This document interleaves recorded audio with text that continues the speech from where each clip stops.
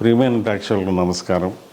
నేను doctor CH Mohan Rao, neurologist, Ashwin super speciality hospital సోమాజిగూడలో పనిచేస్తున్నాను. ఈరోజు మనం నాడీ మండలం నర్వస్ సిస్టమ్కి సంబంధించిన ఫిట్స్ గురించి తెలుసుకుందాం. దీన్ని సాధారణంగా తెలుగులో మూర్ఛ అంటారు, ఇంగ్లీష్లో ఫిట్స్ అంటారు, మెడికల్ టర్మ్ ఎపిలెప్సీ. ఈ ఫిట్స్ ఎందుకు వస్తాయి అని పెద్ద ఇది ప్రతి వాళ్ళకి అనుమానం. ఇది చాలా ప్రమాదమైన జబ్బా, వంశపారంపర్యంగా వస్తుందా, కంట్రోల్ అవుద్దా లేదా అని అనేకమైన అపోహలు ఉంటాయి, అనుమానాలు ఉంటాయి. ఫిట్స్ అన్నది బ్రెయిన్ పనిచేయడం, అనేకమైన రసాయన పదార్థాలు ఒక నిష్పత్తిలో పనిచేసి ఒక తీరుగా పనిచేయడం వలన మనం మూమెంట్స్ చేస్తాం, స్పర్శ జ్ఞానం అనిపిస్తాం, ఆలోచిస్తాం, ఇవన్నీ ఉంటాయి. వీటిలో ఎప్పుడైతే కొద్దిగా తేడా వచ్చిందో, ఇంబ్యాలెన్స్ వచ్చిందో, అంటే ఫిట్స్ లాగా అబ్రామల్ మూమెంట్స్ లాగా, అబ్రామల్ థింకింగ్, ఆలోచనే మారిపోద్ది, ఆలోచన అరెస్ట్ అయిపోద్ది, లేకపోతే అబ్రామల్ మూమెంట్స్ వస్తాయి, లేకపోతే అబ్రామల్ స్పర్శ ఉంటుంది ఓ పార్ట్ అవుది ఓ శరీరంలో ఒక భాగంలోని. ఇవి కొంతసేపు ఉంటాయి. ఎంతసేపు అది అబ్నార్మల్గా నర్వ్స్ పనిచేస్తాయో అంతసేపు ఇవి ఉంటాయి. దీన్ని ఫిట్స్ అంటాం. ఇంగ్లీష్లో ఎపిలెప్సీ అంటే సీజర్స్ అంటాం. ఒకసారి రెండుసార్లు వచ్చిన సీజర్స్ అంటాం. తరచూ మాటిమాటిగా వస్తున్న వాటిని ఫిట్స్ అంటాం, ఎపిలెప్సీ అని పేరు పెడతాం, ఫిట్స్ అని పేరు పెడతాం. అయితే ఇవి ఏ కారణం వలన వస్తాయి? ఒక్కొక్క ఏజ్లోని ఒక్కొక్క కారణం ఉంటుంది. పుట్టుకతోనే ఒక గర్భంలో ఉన్నప్పుడే బ్రెయిన్ బాగా తయారవుతుంటుంది, కానీ పుట్టిన వెంటనే పూర్తిగా అడల్ట్ అంటే పెద్ద మనిషి ఉన్నంత బ్రెయిన్ ఉండదు. పుట్టిన వెంటనే కొంత బ్రెయిన్ ఇంకా డెవలప్ అవుతుంటుంది, పూర్తిగా డెవలప్ కాదు. ఆ స్టేజ్లోని కొన్ని ఇన్ఫెక్షన్స్ వలన, లేకపోతే కొన్ని కారణాల వలన, ట్రామా వలన, వైరల్ ఇన్ఫెక్షన్, దీనివలన బ్రెయిన్ ఎఫెక్ట్ అయ్యి ఆ గ్రోత్ ఆగిపోయి నర్వస్ సిస్టమ్ డెవలప్ కాదు. అదొకటి. లేకపోతే గర్భంలో ఉండగానే కొన్ని వాటి వలన వస్తుంది. తల్లికి ఏమైనా ఇన్ఫెక్షన్స్ అవి ఉన్నా, వైరల్ ఇన్ఫెక్షన్స్, పిండంకి బ్రెయిన్ ఎఫెక్ట్ అవ్వచ్చు. అలాగే తల్లికి ఏమైనా న్యూట్రిషనల్ డెఫిషియన్సీ ఉంటే బ్రెయిన్ ఎఫెక్ట్, ముఖ్యంగా థైరాయిడ్ డెఫిషియన్సీ, అది బ్రెయిన్ ఎఫెక్ట్ కావచ్చు. ఇప్పుడు ఇటువంటి మనసులో పెట్టుకుని థైరాయిడ్ డెఫిషియన్సీ ఇప్పుడు రాదు, ఎందుకంటే అందరూ ఐయోడిన్ సాల్ట్ వాడుతున్నాం కాబట్టి. ఒక ఎగ్జాంపుల్, ఉదాహరణ చెప్పాను. అండ్ తర్వాత బ్రెయిన్ అంతా గర్భంలో తయారైంది, కానీ పుట్టుతున్నప్పుడు లేట్ అయింది అనుకోండి. శిశువు పైకి వస్తున్నప్పుడు లేట్ అయితే గాలి తల్లి నుంచి రక్త ప్రసారం ఆగిపోద్ది, అండ్ శిశువు గాలి పీల్చి ఆక్సిజన్ ఆక్సిజన్ సంపాదించుకోవాలి. ఈ టైంలో లేట్ అయితే బ్రెయిన్కి ఆక్సిజన్ తగ్గిపోయిన తర్వాత అప్పుడు బ్రెయిన్ పూర్తిగా చక్కగా డెవలప్ అయిన బ్రెయిన్ ఆక్సిజన్ లేకపోవడం వల్ల దెబ్బతినేస్తుంది. దీన్ని బర్త్ యాస్ఫిక్సియా అంటాం. ఇప్పుడు బిడ్డను తీయడం, తర్వాత ఆక్సిజన్ టెంట్లో పెట్టడం, ఇన్ని ఉపచారాలు చేస్తాం. ఎందుకంటే బ్రెయిన్ని, శిశువుని సర్వైవ్ అయ్యేటట్టు, బాగుండేటట్టు చూడడానికి. కానీ ఈ డిలే అవ్వకుండా గైనకాలజిస్టు సీజరు టైంలో చేస్తారు. కానీ మన దానిలో ఒక అపోహ ఏంటంటే సీజర్ అనవసరంగా చేస్తారు. ఇటువంటి అపోహలు పెట్టుకోకూడదు. ఎందుకంటే గైనకాలజిస్ట్కి తెలుసు ఎప్పుడు చేయాలో సీజరు. ఎందుకు చేస్తున్నారంటే చక్కగా డెవలప్ అయిన బిడ్డ బ్రెయిన్ దెబ్బతినకుండాను బయటకు తీసుకురావడానికి ఈ ప్రయత్నం అంతా. సరే, ఈ ఈ డెలివరీ టైంలోని ఎర్లీ స్టేజెస్లోని అనేకమైన కారణాలు, ఇన్ఫెక్షన్స్ ఉంటాయి, డెవలప్మెంట్ డిలేస్, డెవలప్మెంట్ అబ్నార్మాలిటీస్, ఇవన్నీను ఇన్ఫాన్సీ అంటే 1 year లోపల ఫిట్స్కి కారణం.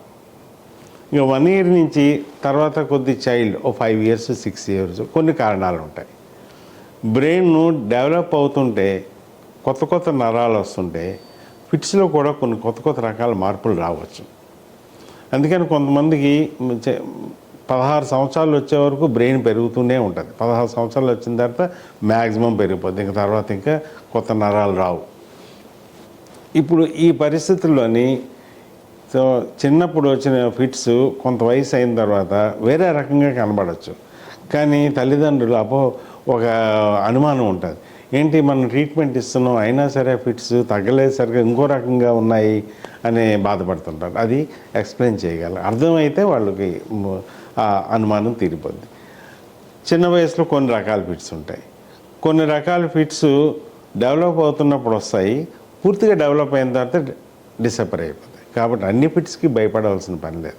కొన్ని ఫిట్స్ డెవలప్ స్టేజ్లో వస్తుంది, నరాలు పూర్తిగా డెవలప్ అయిన తర్వాత పోద్ది. ఇంకా యుక్త వయసు వచ్చిన తర్వాత ఫిట్స్కి కారణం ఏంటి? ఇవే సేమ్ పుట్టుతోనే డిఫెక్ట్ ఉన్న బ్రెయిన్స్, బ్రెయిన్ తయారవడంలోనే తేడా ఉన్న బ్రెయిన్స్ ఫిట్స్ రావచ్చు. అవి యుక్త వయసులో బయటపడవచ్చు. యుక్త వయసులో అనేక కారణాలు ఉంటాయి, ముఖ్యంగాను head injuries, infections, brain infections, యాప్సిస్, ఆ తర్వాత ఏమో ఈ ఆల్కహాల్ డ్రగ్స్ వలన వీటి వలన వస్తాయి. వీటిని మనం మనసులో పెట్టుకొని ట్రీట్ చేయాలి. తర్వాత ఇంకా లేటుగా వచ్చే ఫిట్స్ పెద్ద వయసు 50 60 ఇక్కడ వచ్చేవి ఏంటంటే ఇంకా hyper tension, blood vessels, atherosclerosis, వీటి వలన వచ్చే ఫిట్స్, దాని బ్రెయిన్ సరిగా పనిచేయకపోవడం వలన వచ్చే ఫిట్స్. ఇక్కడ వచ్చేసరికి పెద్ద వయసు వచ్చేసరికి hyper tension, diabetes, stroke, blood supply సరిగా లేకపోవడం, బ్రెయిన్ కొద్దిగా డీజనరేట్ అవ్వడం అండ్ ట్యూమర్స్. ఇవి మెయిన్ పెద్ద వయసులో. ట్రీట్మెంట్ ఎలాగిస్తామంటే ఒక్కొక్క వయసులో మనకు తెలిసింది. చిన్న వయసులోని ఇన్ఫాన్సీలోని ఏం కారణాలు,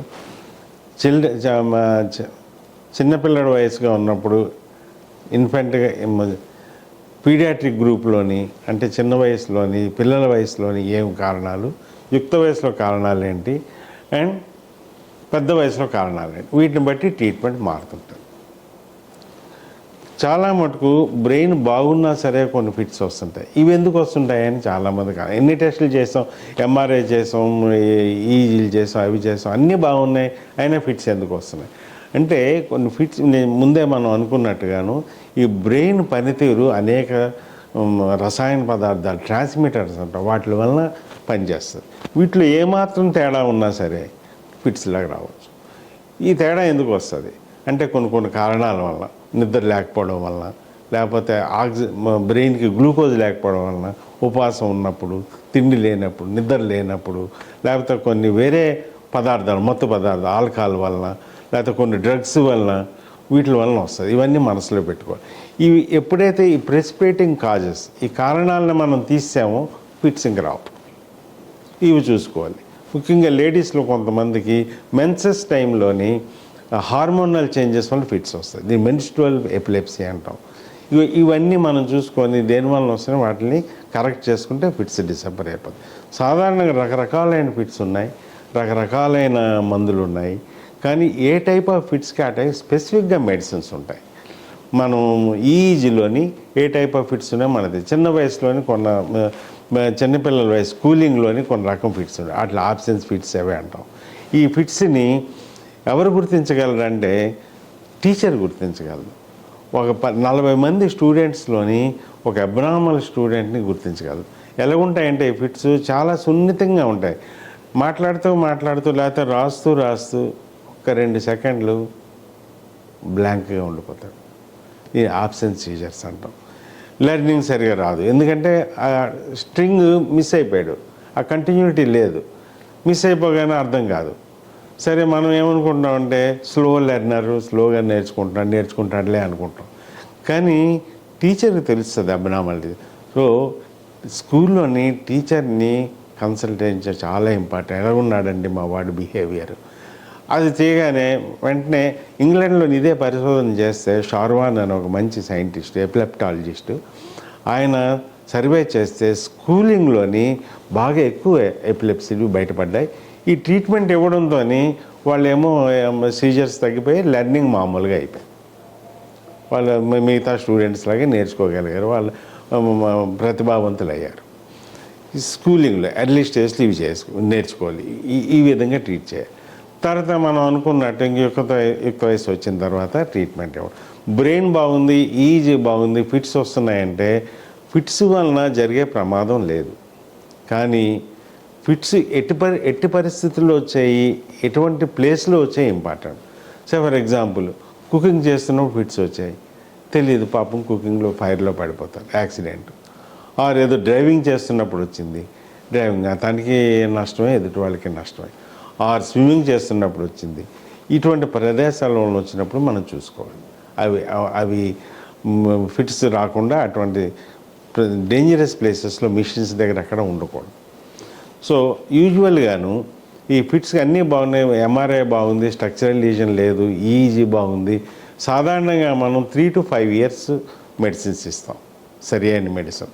ఈ మెడిసిన్ ఇచ్చిన తర్వాత మెడిసిన్స్ మీద ఉండగా 3 years ఫిట్స్ రాకపోతే తగ్గించడానికి ప్రయత్నం చేయొచ్చు. సాధారణంగా ఒక 80%లో తగ్గించగలం. అయినా తగ్గించకపోయినా భయపడాల్సిన పని లేదు. ఈ ఫిట్స్ మాత్రం సైడ్ ఎఫెక్ట్స్ వస్తాయేమో, మెమరీ డిస్టర్బెన్స్ వస్తుందేమో, ఇవన్నీ భయపడక్కర్లేదు. ఏమీ కాంప్లికేషన్స్ ఉండవు. కంటిన్యూస్గా జీవితాంతం వాడుకోవాల్సి వస్తుంది. ఎన్నాళ్ళు వాడుకోవాలి, ఎన్నాళ్ళు ఫిట్స్ వద్దనుకుంటే అన్నాళ్ళు వాడుకోవాలి. లేకపోతే ఎన్నాళ్ళు ఈయన ఎర్నింగ్ మెంబరో లేకపోతే ఇంపార్టెంట్ అని జాబ్లో పనిచేస్తున్నాడు అన్నాళ్ళు పనిచేసే వరకు అది వాడుకోవాలి.